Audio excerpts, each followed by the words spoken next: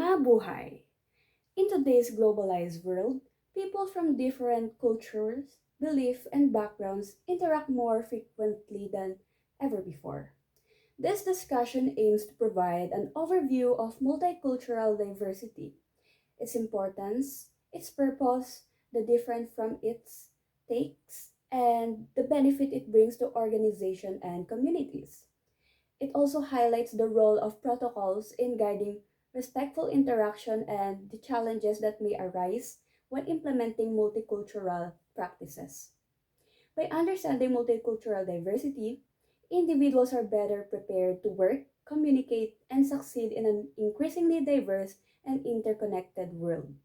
I will be defining multicultural diversity, discuss why it is important, and explain its purpose in our society and organization.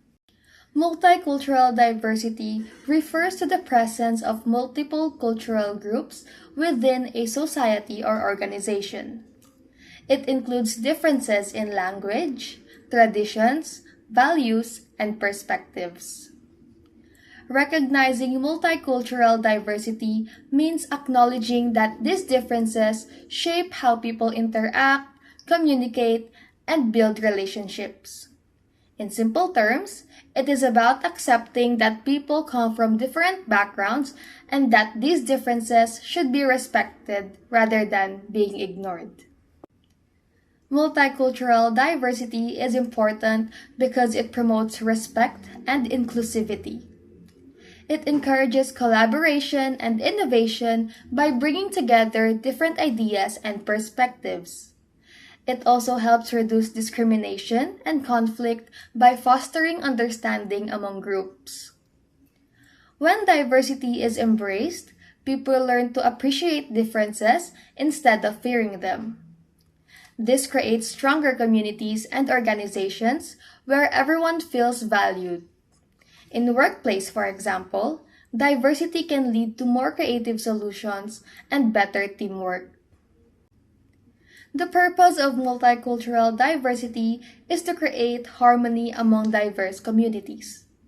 It ensures fair and respectful protocols for interaction, strengthens unity while respecting differences, and prepares individuals to become responsible global citizens. By embracing diversity, we learn to value each person's unique contribution. And the ultimate goal is not just coexistence, but building a society where differences are seen as strengths. Good day everyone. Today I will talk about multiculturalism. Multiculturalism means respecting and accepting different cultures in one society.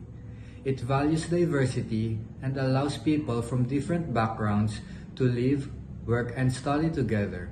Instead of forcing everyone to follow only one culture, multiculturalism encourages people to keep their own traditions and identities while still being part of the same community. There are different examples of multicultural diversity in workplace. First is gender diversity. This means fair representation of all genders, including male, female, and non-binary employees. Gender diversity promotes equality by providing equal leadership, opportunities, fair salaries, and inclusive hiring. When companies support gender equality, employees feel valued and motivated. Second is cultural diversity. Cultural diversity means having workers from different cultures, languages, traditions, and customs. For example, a company with employees from different countries show cultural diversity. This helps businesses understand different cultures better and reach more customers. Third is racial diversity. Racial diversity means having employees from different races and ethnic groups. This brings new ideas and boosts creativity. Companies can support this by practicing fair hiring, giving equal chances for growth, and providing bias training. Lastly is sexual orientation diversity. This means accepting people of different sexual orientation, such as straight, gay, bisexual, and asexual. Companies can show support by giving equal benefits and enforcing non-discrimination policies. Safe spaces and pride activities help build trust and inclusion. Overall, multicultural diversity has many benefits. It encourages creativity, improves decision making, and helps companies better serve diverse customers. Most importantly, it makes employees feel respected and valued. What are protocols? Protocols are agreed upon guidelines or rules that helps people interact respectfully and appropriately in different situations. In a multicultural settings, protocols guides how individuals communicate, behave, and make decisions to avoid misunderstandings, and how they should show respect for different cultures, beliefs, and backgrounds. There are key protocols in multicultural diversity. So the first one is respect. Respect means showing consideration and valuing other people's beliefs, traditions, opinions, and differences. For example, listening when a classmate is speaking and not making fun of their culture or even their accent. Second, open communication. Open communication means expressing ideas clearly and politely while also being willing to listen to others. For example, asking questions to understand a classmate's opinion instead of judging or interrupting them.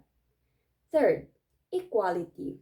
Equality means treating everyone fairly and giving the same rights and opportunities regardless of culture, religion, gender, or background.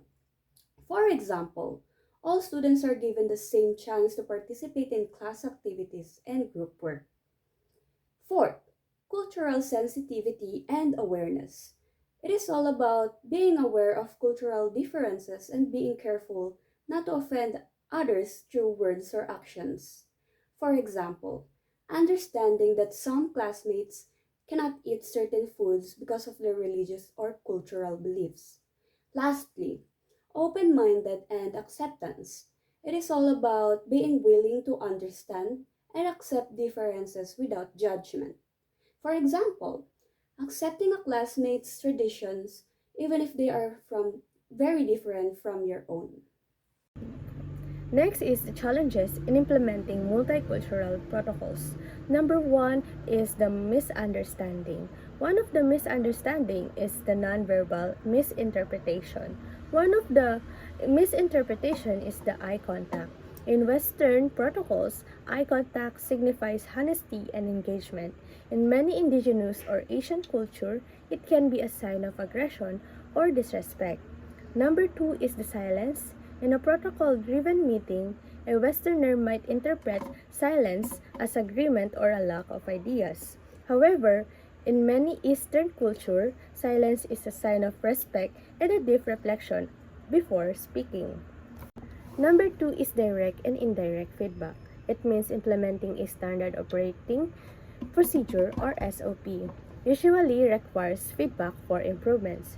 Let's talk about direct cultures. Feedback like this part of protocol isn't working is seen as a professional and helpful. Number two is indirect culture such as direct criticism may view as a personal attack. Misunderstanding occur when the employee uses subtle hints to suggest the protocol is failing. Next to misunderstanding is the barriers experienced in implementing multicultural protocols. One of them is the communication. And number one of the communication is the language gap. Misunderstanding arising from literal translation errors between a one language and the host language. Number two is the non-verbal misinterpretation.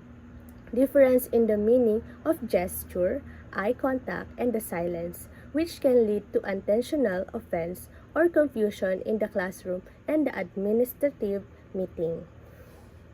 Number two is the adaptation to a new culture or cultural value conflict. Number one is the incompatibility of standards. What is considered appropriate or effective teaching in China is often viewed as over the top or too rigid in the local context. Number two is authority and hierarchy. The Chinese model tend to be hierarchical, while local Western or international contexts often favor collaborative or flat power structure. This creates tension in how leadership is preserved. Number three is the administrative difficulties. One of them is decision making clashes. Local staff often expect a collaborative decision making process, which conflict with the centralized top down approach typical in China educational management. Number two is the unclear expectation. Disparities in administrative style often lead to frustration among staff regarding their roles and responsibilities.